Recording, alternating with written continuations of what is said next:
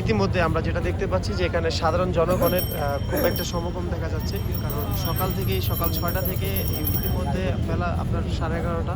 তো এর মধ্যে অনেক মানুষ এখানে উপস্থিত হয়েছেন। এখানে লাখো জনতার ভিড় চলতেছে, কারণ সবাই আসছেন বেগম খালেদা জিয়াকে একবার দেখার জন্য। আসলে এটা কোনোভাবেই সম্ভব না, কারণ এখানে বলে দেওয়া হয়েছে যে মানিক মিয়া এভিনিউতে বাদ জোহর তার জানাজা দেওয়া হবে আগামীকাল। তো ইতিমধ্যে আমরা এবার কেয়ার হসপিটালে সরাসরি আপনাদেরকে ভিডিওটা দেখাচ্ছি। এখানে আমাদের হাজার হাজার মিডিয়া আছেন, বিভিন্ন দলের বিভিন্ন পেশাজীবী মানুষ আছেন, এখানে শ্রমজীবী মানুষ আছেন, এখানে রাজনৈতিক মানুষ আছেন, এখানে সাধারণ নাগরিক আছেন। আসলে এখানে সবাই এসেছেন বেগম খালেদা জিয়াকে ভালোবাসার জন্য, আসলে তাকে শেষবারের মতো দেখার জন্য। তো এখানে তাকে শেষবারের মতো দেখার জন্য মানুষের যে একটা উৎকণ্ঠা, একটা যে ভালোবাসা, সেটা আজকে তার নজিরবিহীন প্রমাণ। দেখেন, গত 25শে ডিসেম্বর যখন দেশনায়ক তারেক রহমান দেশের স্বদেশ প্রত্যাবর্তন করলেন, তখন দেখা গেছে যে জনগণের প্রতি বাংলাদেশ জাতীয়তাবাদী দল বিএনপির কতটুকু ভালোবাসা সেটা তারা প্রমাণ করে দিয়েছেন। আবারও আরেকটি প্রমাণ হলো যে বেগম খালেদা জিয়া যে আমাদের মাঝে নাই, আজকে যে আমাদের একটি কালো দিন। আসলে এই দিনটি আসলে ভোলার মতো নয়। আমরা আমাদের দেশ থেকে একটা নক্ষত্র হারিয়ে ফেলেছি, যে কিনা আর কোনো দিন ফিরে আসবে না। আমাদের দেশে আমরা একটা জিনিস চিন্তা করি যে এই দেশে আসলে রাষ্ট্র কাঠামো নির্মাণে যারা অগ্রাধিকার ভূমিকা পালন করেছেন, তার সর্বোচ্চ স্তরে খালেদা জিয়াকে বলা যায়, যিনি কিনা এই দেশকে ভালোবেসেছেন। তিনি 17 বছর জেল জুলুমটা কারাবরণ সহ্য করেও তিনি এই দেশ থেকে কোনোভাবে চলে যাননি। তিনি চাইলে উন্নত জীবন বিলাস করতে পারতেন, কিন্তু তিনি সেটি করেননি। তিনি দেশের মানুষকে ভালোবেসেছেন, জনগণের পাশে ছিলেন। জনগণকে ভালোবাসা এবং জনগণের পাশে থাকা, এটাই হচ্ছে একজন মানুষের দেশের নাগরিক হিসাবে কর্তব্য, যেটি তিনি মানবতার পরিচয় তিনি দিয়ে গিয়েছেন। আজকে তার এই শেষ বিদায় লগ্নে এখানে হাজারো লক্ষ জনতার ভিড় আমরা দেখতে পাচ্ছি। ইতিমধ্যে এখানে অনেক মানুষ ভিড় দেখতে পাচ্ছি। এখানে আমরা সাধারণ মিডিয়া যারা আছেন, ইতিমধ্যে অনেকে এখানে উপস্থিত আছেন। এখানে শ্রমজীবী, পেশাজীবী, বিভিন্ন শ্রেণীর মানুষ এখানে উপস্থিত আছেন। এখানে অনেক লোক, এরকম আমি দেখতে পাচ্ছি যে অনেকে কর্মজীবন আজকে যাননি। তিনি চিন্তা করেছেন যে না, আমি শেষবারের মতো খালেদা জিয়াকে একটু শেষ বিদায় দিয়ে যাই। যেহেতু আগামীকাল মানিক মিয়া এভিনিউতে তার বাদ জোহর তার জানাজা অনুষ্ঠিত হবে। তো আমরা দেশবাসীর কাছে একটা কথাই বলবো যে আমরা সবাই বেগম খালেদা জিয়ার জন্য সর্বোচ্চ দোয়া কামনা করব মহান আল্লাহ তাআলার কাছে। তিনি যেন জান্নাতে উঁচু মুকাম তাকে দান করা হয় এবং তার কবরকে যেন জান্নাতের বাগিচা বানিয়ে দেওয়া হয়।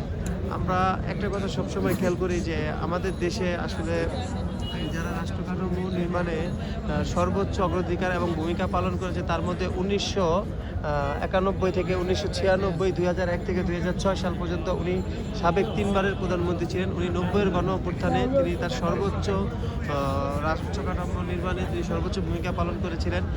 তিনি বাংলাদেশের পৃথিবীর ইতিহাসে তিনি দ্বিতীয় বারের মহিলা নেত্রী এবং প্রধানমন্ত্রী ছিলেন। বাংলাদেশের ইতিহাসে তিনি প্রথমবারের প্রধানমন্ত্রী ছিলেন মহিলা নেত্রী। তার সর্বশেষ, তার শেষ জীবনে তার একটাই চাওয়া ছিল, তিনি এই জনগণের পাশে থাকবেন, জনগণকে ভালোবাসবেন এবং তার শেষ নিঃশ্বাস তিনি তার শেষ মাতৃভূমিতেই তিনি ত্যাগ করবেন। আজ তিনি সেটাই করে গেছেন। জনগণকে তিনি একটি নক্ষত্র নজিরবিহীন দেখিয়ে গেছেন। তিনি আর আমাদের মাঝে কোনোদিন ফিরে আসবে না। আমরা আসলে এর অভাব কোনোদিন পূরণ করতে পারবো না, আর এই অভাব কোনোদিন পূরণের মতো নয়। আমরা জানি না এরকম প্রধানমন্ত্রী আমরা কখনো দেশে পাবো কিনা।